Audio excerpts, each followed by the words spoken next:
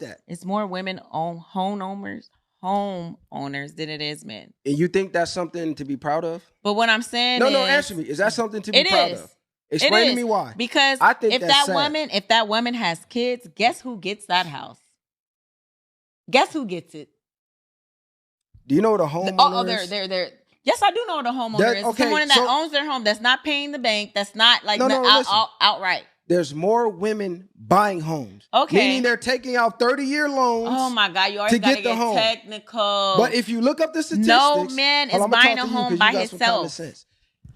No man is buying his home by himself. I'm going to talk to you because you got common sense. He's getting a woman. Listen, single men typically don't buy homes, right? Mm-hmm. Men buy homes when they get a family, right?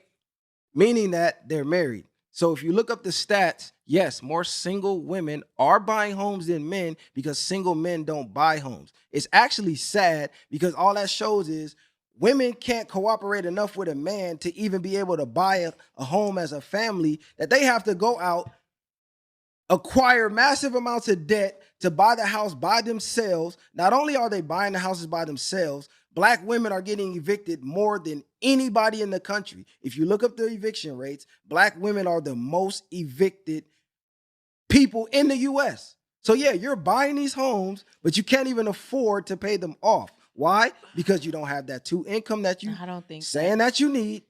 You don't think so? No, I think that a lot of that's women, a fact. We can look it up right now. That's a fact. Black women are the most evicted in the U.S. I think that's like that's Section not even 8. a shot at Black women. I right? think that's like are you Section talking 8 about homeowners though? Yeah, homeowners, like, Section 8, apartments, whatever you want to look at. You gotta take out the Section 8, taking all of that shit. Black women have the most debt out of everybody. Why? Because they're the most enrolled in college. They're the most getting those student loans, and they're the most going in debt. So they're actually the ones who need a partner the most, but are using these degrees to say they don't go out in the world buying houses by themselves. We're not saying that we don't need one. They're losing, but we're not saying we don't need one. Just to say we bought it. I think that's sad. We're not saying that we don't need one. Okay. That's the thing. And that's where the disconnect is at. Just because we're educated and we are able to buy our own homes and we're able to do these things for ourselves, that does not say that. That does not automatically say we don't want or need a man. Y'all assume that. Y'all are insecure and you assume that that's what it is, but that's not what most women, that's not what we want. Okay, how is buying a home, going into debt, losing the home, helping your family? That's actually hindering your kids even more. He said losing the home. Okay. Would you not agree? Would you rather buy a home with your husband or would you rather buy a home alone? I mean, of course I'd rather buy a home with my husband. Okay, so do you see women buying homes alone as a positive, or are you looking like, damn, why are all these women buying homes by themselves? Why are they not buying homes as a family? Because that's what homes were made for. They were made for families. They weren't made for single people. So you as a single person buying a home alone, that's a red flag. It's not like you buying it to flip it in real estate. Or you to buying Airbnb. This house to live in. I know 2 women that do Airbnb right now. You know 2? Yep. How many women is in the world? I'm just saying. Not even a percent. I just know 2.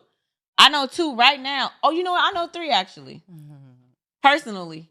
There's 8 billion people in the world. But just saying, just to me, more than myself, half are women. But that's just not me, even myself. a point of a percentage. Let's just be realistic. Most people, the average, I know the average person is buying a house to live in. And this generation isn't even paying off these houses for real. The average woman makes $37,000. The average Black woman is like the least paid out of every race. So you buying a home alone, you already in the red. In California, the average house is what? I know you know. Lot. We talk offline all the time. What's the average home rate right now? Like 400. Yeah. Nah, double that. Double that. No, it's in the 4s. Double that. No, in California. Yeah. Double that. It's like $499. I didn't see them in like Compton. For this studio, maybe. No. The average home, right? The median home, if you look it up right now, is around $800,000. It would take you 2 lifetimes to pay that off, making what the average woman makes. So what you need to do is pair with the man, get that 2 income that you're talking about, and elevate. Just go back, listen to that stitch. I'm gonna have to do this again because the first time I heard it, I'm like, you gotta be kidding. Okay, let's talk about the benefits of home ownership. And this is no shade to people who don't own a home, okay?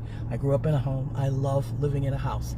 I love that I don't have next door neighbors that I share walls with, front, back, above me, nothing, okay? There's a lot of property around me that separates me from my neighbors. That's one issue.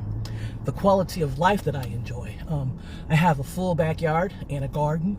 I have flower pots out front and bushes that I need to trim every year, all of which I very much enjoy. Okay. The next thing, it was a good financial decision when you are a homeowner. And if your house hits in the right price range for your income, you get to write off the interest rate and all the taxes that you pay on the property. Okay. He's not a homeowner. He probably doesn't realize that. Also, my son was raised in a house, which he very much enjoyed. It's a great place for kids because you have an outdoor space for your family to enjoy that you don't need to share with anyone else. All right. Let's talk about having a mortgage. All right.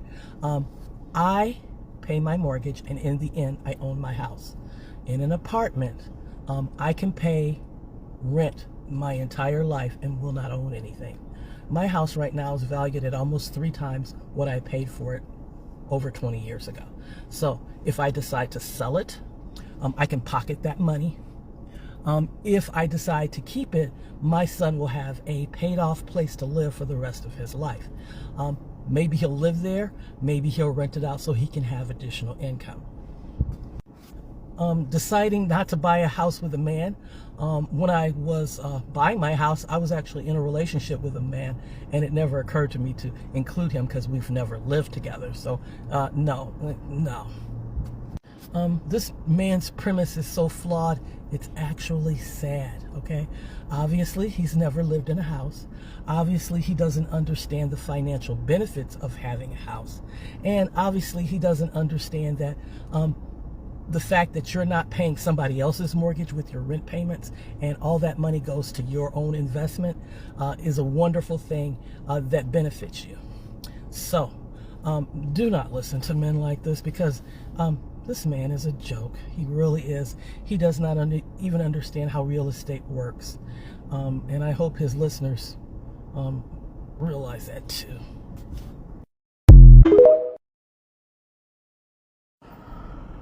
Okay, totally agree with this statement. And one more thing, which I forgot to say. The average price of a rental apartment in my community is $1,200. My mortgage payment is less than $600. It has been less than $600 for over 20 years. Interest rates do not affect me as far as my cost of living for housing. And the fact that people are paying almost 3 times as much as I pay for my mortgage every month for rent in a house that looks just like mine is amazing to me. Something to think about, ladies. Get yourselves a fixed rate mortgage.